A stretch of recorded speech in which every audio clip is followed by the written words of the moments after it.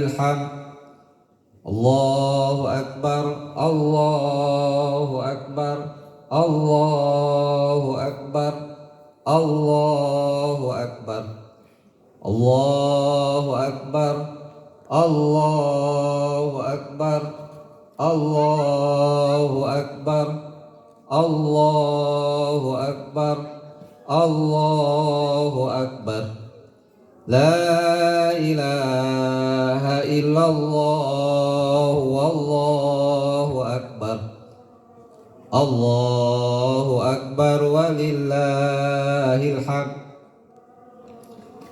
Alhamdulillahi Rabbil Alamin.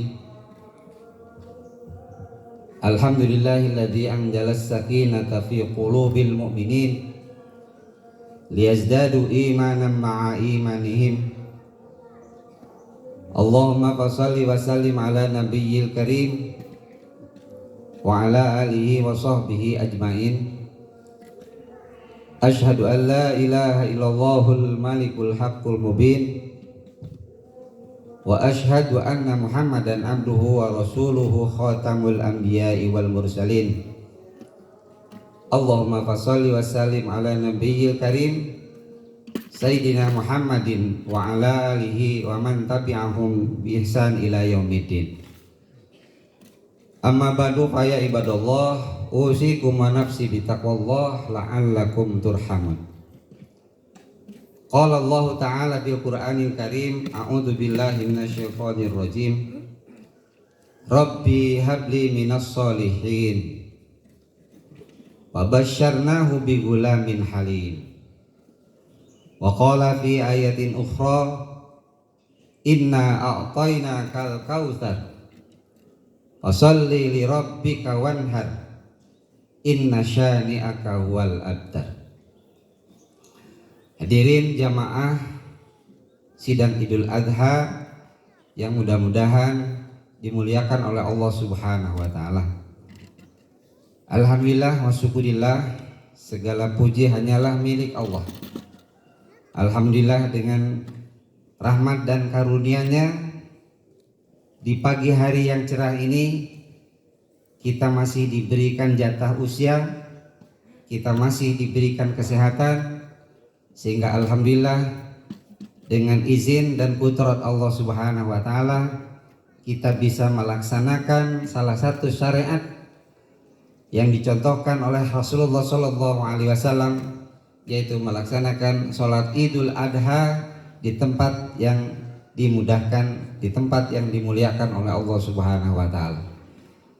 Shalawat serta salam mudah-mudahan dilimpah curahkan kepada junjungan kita Nabi besar Muhammad sallallahu alaihi wasallam, pada keluarganya, para sahabatnya, para tabi'in dan pada segenap umatnya sampai yaumil qiyamah.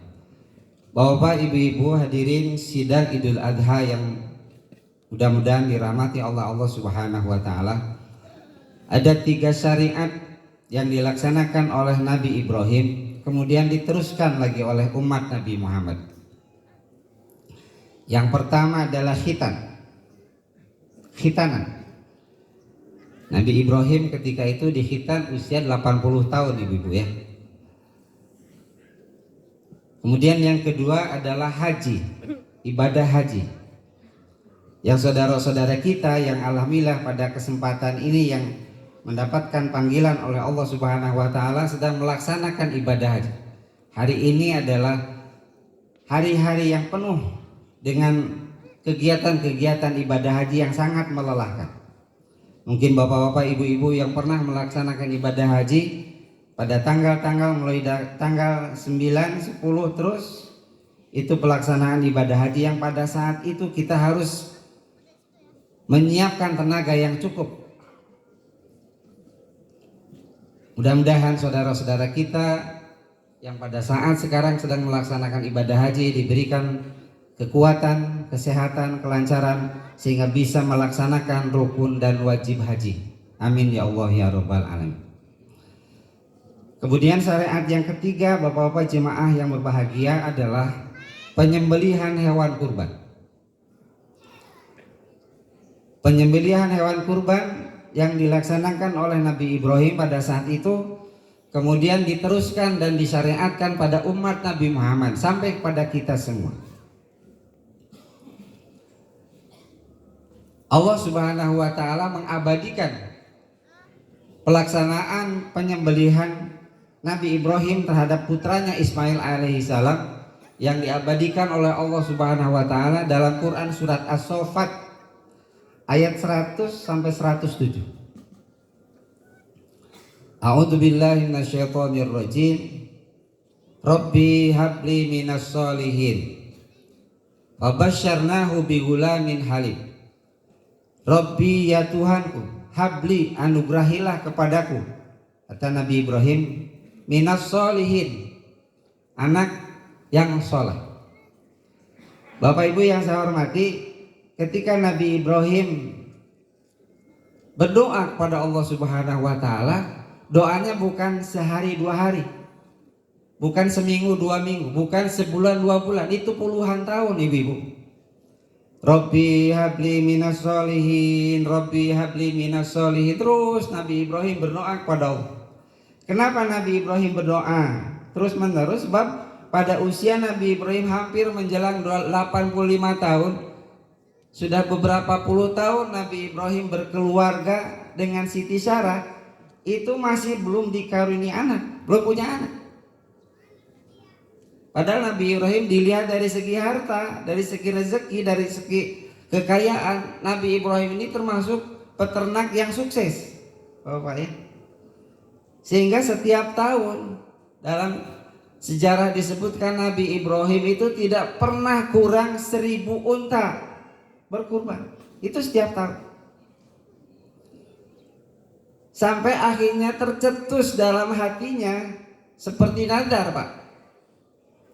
Ya Allah, jangankan harta, jangankan binatang yang saya punya, jangankan ternak, saya akan melaksanakan pengorbanan ini.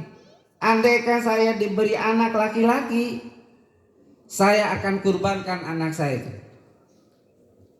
Makanya Nabi Ibrahim terus berdoa. Nah, jemaah yang berbahagia, pada saat Nabi Ibrahim beristrikan Siti Sarah, doanya masih belum diijabah. Sampai akhirnya, maaf nih Bapak Ibu jemaah yang berbahagia, Nabi Ibrahim dengan Siti Sarah, istri yang pertamanya, dia kompromi. Siti Sarah dengan Nabi Ibrahim kompromi. Abang ya, atau Abi, Umi, kita kan sudah lama berkeluarga, tapi kita belum saja diberi karunia anak. Padahal kita butuh untuk meneruskan dakwah Islam ini. Sampai kata Nabi Ibrahim, ya mungkin Allah belum mengijabah. Nah, kata Siti Sarah, ya kita harus berdoa ya Abi, tapi harus ada juga ikhtiar, syariat, usaha. Nah, sampai jemaah yang berbahagia, itu Siti Sarah yang mengajukan kepada Nabi Ibrahim untuk punya istri lagi. Kalau begitu, cobalah mungkin saya yang mandul, kata Siti Sarah. Coba silakan abang atau Abi cari lagi istri yang lain. Siapa tahu nanti dari istri yang kedua ini abang punya. Sejenak Nabi Ibrahim berpikir, sampai akhirnya ada kesepakatan. Baik, kalau memang engkau yang menyuruh, engkau mengizinkan aku untuk beristri lagi, silakan. Tolong carikan seorang istri yang soleh. Nah, akhirnya jemaah yang berbahagia, Siti Hajar dia mengajukan seorang perempuan yang untuk dijadikan istri oleh Nabi Ibrahim. Siapa? Ternyata yang dipilih adalah Siti Hajar. Siapa Siti Hajar itu? Siti Hajar adalah seorang perempuan yang soleh, seorang perempuan yang sangat tahu banyak tentang keluarga Nabi Ibrahim. Kalau sekarang mungkin disebutnya adalah pembantu rumah tangga itu. Nah, Nabi Ibrahim bayangkan coba kalau umpamanya mau harus nikah dengan pembantu, tapi memang itu saran dari istrinya. Nabi Ibrahim, baik kalau begitu akan saya laksanakan. Akhirnya singkat cerita jemaah yang berbahagia, nikahlah Nabi Ibrahim ini dengan Siti Hajar, seorang budak yang menjadi pembantunya. Tapi diceritakan soleh, sangat-sangat soleh. Setelah menikah, beberapa bulan setelah itu ternyata bapak-bapak, ibu-ibu jemaah yang berbahagia, ternyata Allah menakdirkan Siti Hajar ini diceritakan mengandung dah, hamil. Setelah hamil, alhamdulillah bersyukur. Nabi Ibrahim senang, Siti Hajar juga senang, termasuk Siti Sarah juga senang. Lama sebulan, 2 bulan, 3 bulan, sampai kandungan Siti Hajar ini sudah kelihatan, sudah besar, mungkin antara 6, 7 atau 8 bulan. Nah, bapak jamaah yang berbahagia, timbullah rasa keperempuannya Siti Sarah. Jadi yang asalnya senang timbul jadi cemburu. Jadi merasa tidak enak, merasa tidak nyaman Siti Sarah.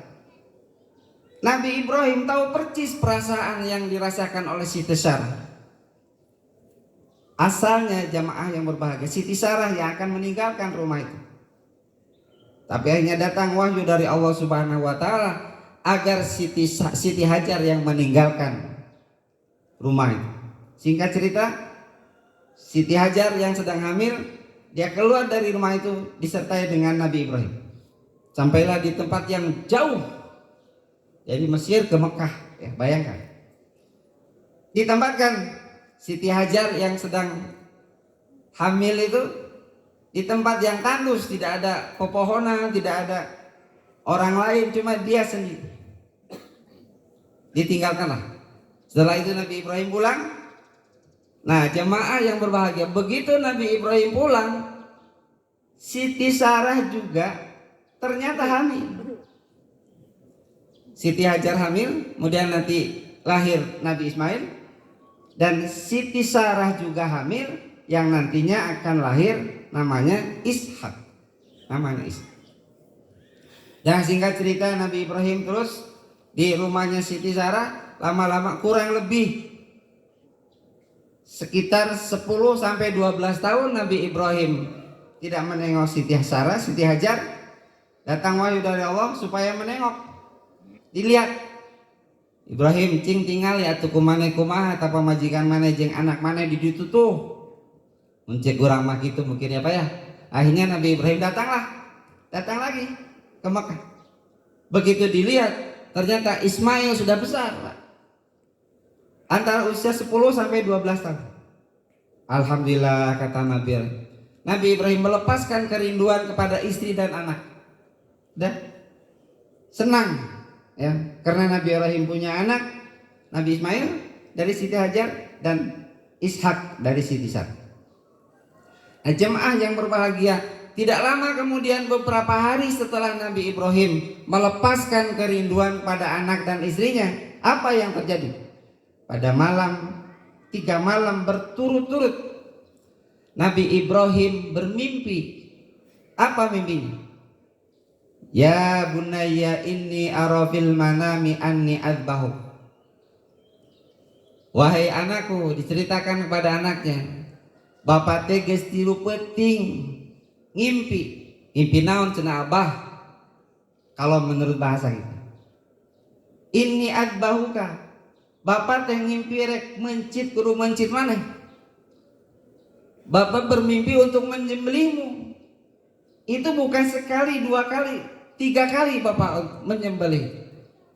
Nah sekarang bagaimana menurut pendapatmu wahai Ismail? Kemudian Ismail pada saat itu, yang pada saat itu dalam keadaan halim, sangat-sangat sabar. Nabi Ismail kecil pada saat dia menjawab, ya abatif alma tu'maru satajiduni insyaallahu minas sabirin. Wahai bapakku, abahku, upami sekda mayatnya perintah Allah, kalau memang ini perintah Allah maka laksanakan, silakan. Satajiduni insyaallahu minas sabirin. Insyaallah bapak akan mendapat, aku termasuk anak yang sabar melaksanakan perintah Allah. Jadi Nabi Ismail, karena memang itu perintah Allah, dia menerima. Kalau mungkin anak sekarang pada saat ditawari seperti itu, mungkin dia balik nanya, bapak kan abdi mah masih ngora keneh, mundek ke bapak anu dikudu dikorbankan geus kolot. Nah, mungkin begitu. Tapi tidak Nabi Ismail. Karena Nabi Ismail adalah seseorang yang gulamin halim, seseorang anak yang sangat-sangat sabar. Akhirnya jemaah yang berbahagia, setelah Nabi Ibrahim dan Nabi Ismail sepakat bahwa itu perintah Allah dan harus dilaksanakanlah pada hari tertentu. Berangkat ke satu tempat yang sekarang itu disebut dengan Mina. Mina itu tempat melontar jumroh. Berangkat Nabi Ibrahim dengan Ismail kecil pada saat itu, kemudian oleh ibunya diberikan pakaian yang terbaik, kemudian dibawakan kain putih. Sebab permintaan Ismail, boleh ayah, kalau ayah mau menyembelih dengan catatan saya ingin ditutupi badan dan muka saya dengan kain putih. Nabi Ibrahim membawakan itu, dibawa ke tempat yang jauh. Di satu tempat digoda oleh setan. Ibrahim nanaonan maneh teh karek ge panggih jeung budak, baru juga kamu ketemu dengan anak, oh sekarang mau disembelih. Jangan. Apakah kamu tidak sayang sama anak kamu? Itu godaan setan. Tapi yakin, tidak, ini adalah perintah Allah. Sampai 3 kali Pak digoda oleh setan. Sampai akhirnya diabadikan itu. Lontar jumroh yang 3 kali. Jumratul ula, jumratul wusta, dan jumratul aqobah. Sebab pada saat itu Nabi Ibrahim digoda. Akhirnya di satu tempat yang sudah disepakati, ketika itu Nabi Ibrahim dengan Nabi Ismail kecil pada saat itu sudah pasrah,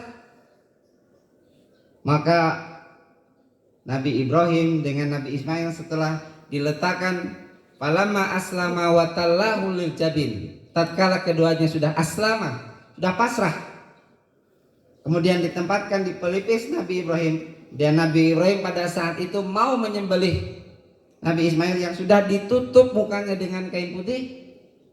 Kemudian Nabi Ibrahim bertakbir, Allahu Akbar, Allahu Akbar, Allahu Akbar. Dijawab oleh Ismail pada saat itu, Allah la ilaha illallah wallahu akbar. Pada saat Ismail menjawab, kemudian Allah menurunkan malaikat sambil membawa seekor kibas. Menurut satu riwayat disebutkan ketika Nabi Ibrahim akan menyembelihkan pisaunya, Nabi Ibrahim tidak tahu bahwa itu adalah kibas. Dia menyangka itu adalah anak. Tahu-tahu begitu Nabi Ibrahim melepaskan pisaunya, kemudian merasa panas terkena darah di tangannya. Nabi Ibrahim yang disembelih itu adalah anaknya. Tapi begitu Nabi Ibrahim membuka matanya, ternyata yang disembelih adalah seekor kibas. Nah, riwayat lain mengatakan pada saat Nabi Ibrahim akan menyembelih, Nabi Ibrahim sadar diganti oleh seekor kibas dan yang disembelih adalah seekor kibas. Nah, jemaah yang berbahagia, bayangkan coba, andaikan pada saat itu Allah tidak mengganti penyembelihan Ismail dengan seekor kibas, maka mungkin terus disyariatkan setiap orang tua yang punya anak laki-laki yang sudah hampir dewasa harus dikorbankan. Bayangkan ya. Makanya alhamdulillah Allah mengganti dengan seekor kibas.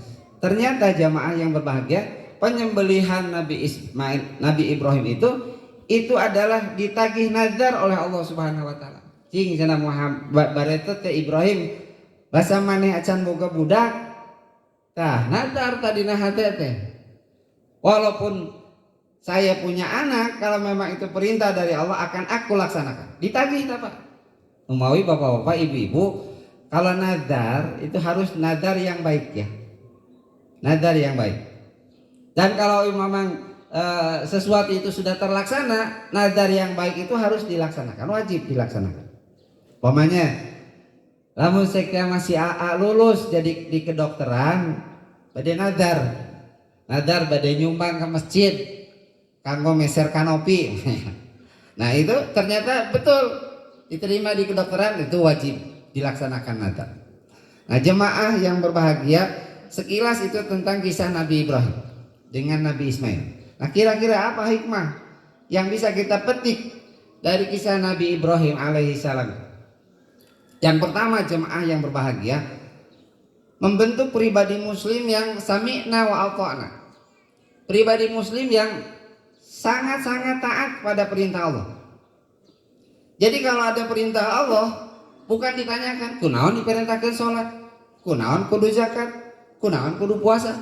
Tapi orang-orang yang mau berkurban ini, apapun perintah Allah dia laksanakan. Sami'na wa ata'na. Saya mendengar dan saya taat, sepenuh hati saya laksanakan. Apa yang diperintahkan oleh Allah, apa yang ada dalam Quran, apa yang dicontohkan oleh Rasulullah, pada hakikatnya adalah kebaikan untuk kita, banyak kebaikan. Jadi sami'na wa ata'na, sehingga akhirnya jemaah yang berbahagia, terbentuklah manusia-manusia yang muttaqin, manusia-manusia yang betul-betul menjalankan perintah Allah dan berusaha untuk menjauhi segala larangan Allah Subhanahu wa taala. Insya Allah, apalagi jemaah di Salentro Timur ini termasuk jemaah-jemaah yang sangat-sangat patuh untuk melaksanakan agama Allah Subhanahu wa taala. Jadi yang pertama adalah kita dibentuk menjadi seorang muslim, seorang mukmin yang sami'na wa ata'na, sehingga terbentuklah pribadi-pribadi yang muttaqin, pribadi-pribadi yang bertakwa kepada Allah. Apa keuntungannya orang yang bertakwa? Orang yang bertakwa sudah dijamin oleh Allah Subhanahu wa taala. Kalau nanti dia ada masalah, Allah nanti akan memberikan jalan keluar yang terbaik. Wa may yattaqillaha yaj'al lahu makhraja. Kan Pak ya? Ayatnya sering kita bahas. Siapa yang bertakwa kepada Allah, maka Allah akan memberikan jalan keluar dari segala kesulitan. Bapak, ibu-ibu, apakah orang yang kaya tidak ada masalah? Sama, ada masalah. Apalagi orang yang miskin. Orang yang pintar tidak ada masalah, sama, ada masalah. Apalagi orang yang bodoh, ya. Jadi semua orang, asal dia sudah mulai dewasa, itu pasti ada masalah. Yang tidak ada masalah itu anak yang masih kecil.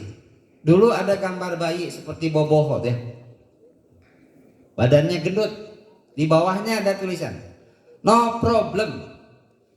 Benar memang, bayi itu tidak ada masalah. Kalau mau ada masalah, ada sesuatu paling nangis. Tapi kalau orang yang sudah mulai dewasa, mulai anak SMP terus, itu pasti banyak masalah. Selama kita masih hidup pasti banyak masalah. Tapi bagi orang yang sami'na wa ata'na, bagi orang-orang yang bertakwa, maka Allah akan memberikan jalan keluar yang terbaik. Ada aja jalan keluar. Ya, makanya Bapak-bapak, jamaah, ibu-ibu yang berbahagia, di dunia ini tidak usah dipersulit. Kita jalani aja. Selama kita memang melaksanakan ajaran dalam rel yang diridhai Allah Subhanahu wa taala, Allah akan memberikan jalan keluar dan kemudahan.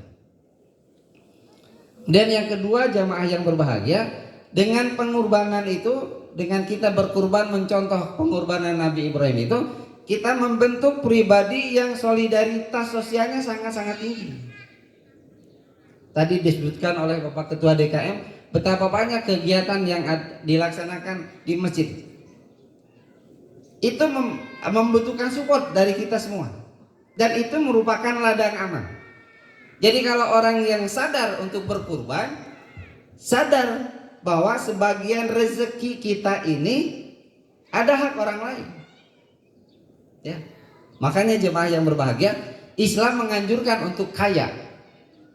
Dengan catatan kekayaannya itu digunakan untuk hal-hal yang baik. Sebagian rezeki kita ada hak fakir miskin. Sebagian rezeki kita ada hak fisabilillah. Jadi kalau kita sadar, insya Allah rezeki kita itu akan barokah. Dan nanti seperti yang disinyalir dalam Al-Quran, likaila takuna daulatan bainal agdi. Jadi harta atau rezeki yang melimpah itu tidak saja bergulir di orang-orang yang kaya saja, tapi orang yang biasa, orang yang miskin juga menikmati kekayaan dengan berkurban. Ada orang yang tidak mampu, bapak-bapak jemaah yang berbahagia, mungkin kalau kita makan daging itu sudah biasa. Ada saudara-saudara kita yang makan dagingnya itu cuma 2 kali dalam setahun, ketika Idul Fitri dan ketika Idul Adha. Selepas itu dia makan seadanya. Coba bayangkan. Alhamdulillah kalau maunya tadi disebutkan di Salentro Timur ini ada 9 sapi plus kambing 30. Berarti insya Allah saudara-saudara kita yang belum pernah merasakan makan daging nanti akan. Nah jemaah yang berbahagia, dengan pengorbanan itu akan membentuk pribadi kita solidaritas tinggi kepada saudara-saudara kita yang lain. Kemudian yang ketiga jemaah yang berbahagia, mencontoh kisah Nabi Ibrahim ini, kita diharapkan punya keluarga yang dzurriyyatan thayyibah. Jadi anak cucu keturunan keluarga kita itu dzurriyyatan thayyibah, keluarga yang baik, keluarga yang soleh. Anaknya baik, anaknya soleh, rajin puasa, rajin sholat, rajin ke masjid, baca Qur'annya, apalagi nanti tahfidnya juga bagus ya. Kemudian cucunya juga sama, semua keluarganya termasuk orang-orang yang soleh. Betapa bahagianya kita. Bukan hanya di dunia Pak.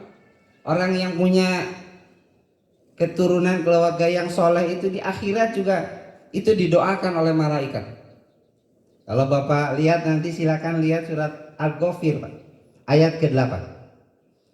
Itu malaikat itu mendoakan kepada orang yang mukmin, orang-orang yang beriman, pada orang yang soleh itu. Rabbana wa adkhilhum jannati adnin allati wa'adtahum. Ya Allah, masukkanlah mereka itu, orang-orang yang beriman itu, ke dalam surga yang telah Engkau janjikan. Jadi kita yang beriman itu didoakan oleh malaikat. Nah, kata malaikat, wa man sholaha min abaihim, bukan hanya orang itu saja yang masuk surga itu, tapi wa man sholaha min abaihim, orang-orang soleh dari abaihim, dari bapak-bapaknya. Jadi kalau maunya kita orang soleh, kemudian bapak kita juga orang soleh, kakek kita juga orang soleh, itu didoakan oleh malaikat masuk surga. Coba Bapak jemaah yang beruntunglah kita orang yang beriman. Kalau kita punya bapak, punya ibu, punya kakek yang sudah meninggal secara lahiriah, Bapak, kapan kita bisa bertemu kembali? Tidak mungkin. Walaupun kita datang ke kuburannya, tidak mungkin kita bisa bertemu. Tapi bagi orang yang beriman, nanti pada satu saat kita akan dikumpulkan. Jadi waman sholaha min abaihim, dari anak dari bapak-bapak mereka, kakek. Wa azwajihim, didoakan itu dengan istri atau suami mereka yang soleh-soleh. Jadi kalau kita punya istri yang soleh, itu didoakan masuk surga bareng dengan kita. Walaupun nanti kita laki-laki kan ada 40 bidadari Pak. Kata yang perempuan atau istri saya nanti cemburu nggak? Saya dikelilingi oleh 40 bidadari. Kata istri saya, kenapa mesti cemburu? Saya juga dikelilingi oleh 40 bidadara. Bosan atuh nu bareto keneh hayang nu anyar. Ya. Tapi kalau maunya kita setia, saya mah mau si kuku teh nu bareto, kita diberikan. Dikumpulkan tanah di Jannatul Adn. Wa man sholaha min abaihim wa azwajihim wa dzurriyyatihim. Dan nanti kita dikumpulkan dzurriyyatihim dengan anak dan cucu kita. Betapa indahnya Bapak Ibu jamaah yang berbahagia. Coba kalau kita Lebaran Idul Fitri ya, itu ada keluarga besar Bapak Haji siapa deh, itu kumpul mulai dari atas sampai betapa senangnya Pak, baru di dunia, di tempat di halaman belakang yang luas, ada kolamnya, ada tempat bermain anak-anak cucu kita.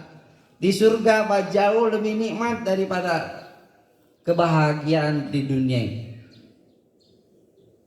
Dan kebahagiaan nanti di surga itu khalidina fiha abada, terus langkah selama-lamanya.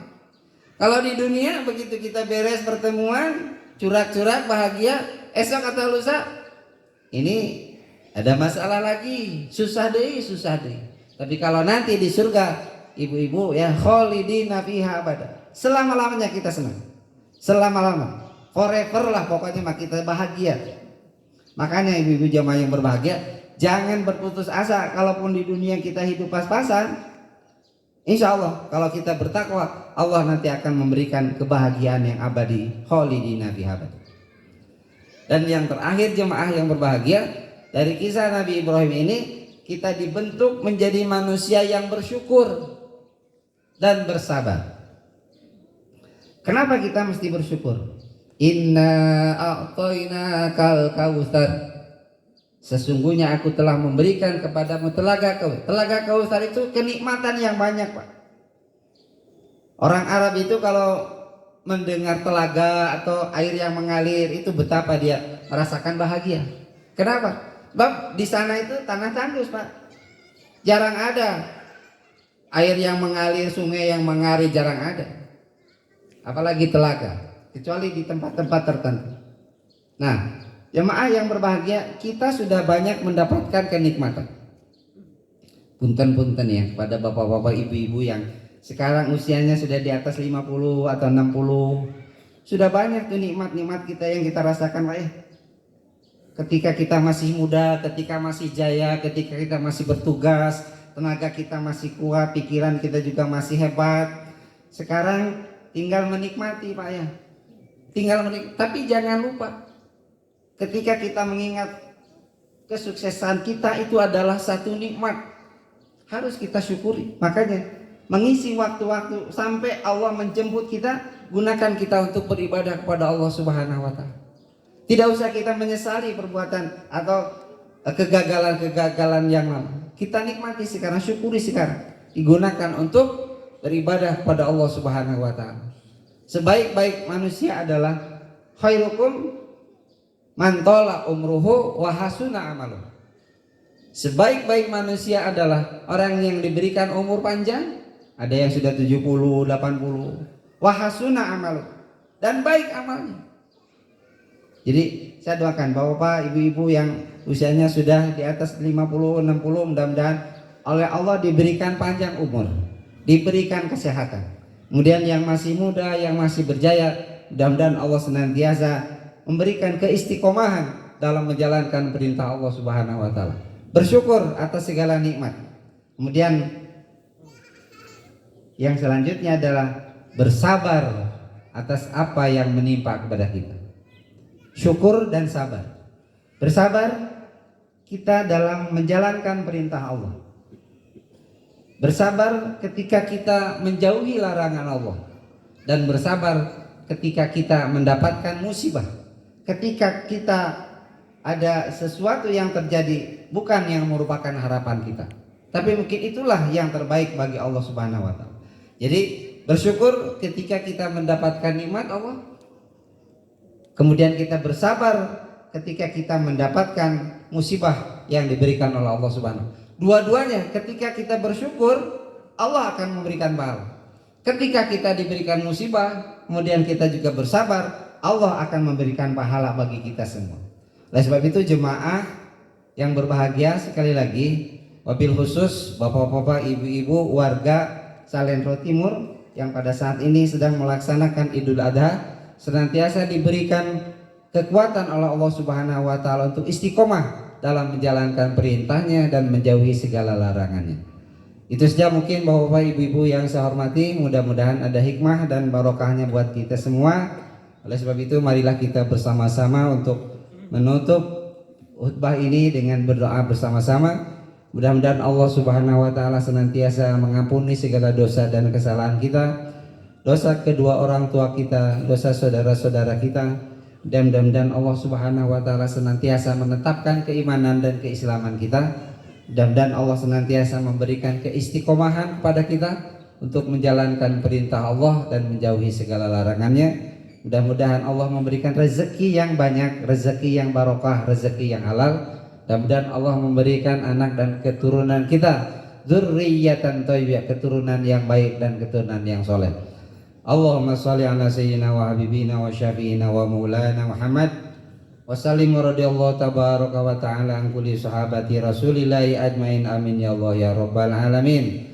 Allahumma ighfir lil mu'minina wal mu'minat wal muslimina wal muslimat al ahya'i minhum wal amwat innaka sami'un qaribun mujibud da'wat.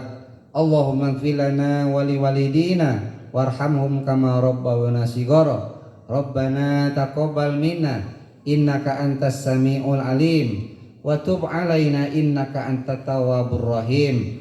Allahumma arinal haqqa haqqan warzuqna ittiba'ah wa arinal batila batila warzuqna ijtinabah.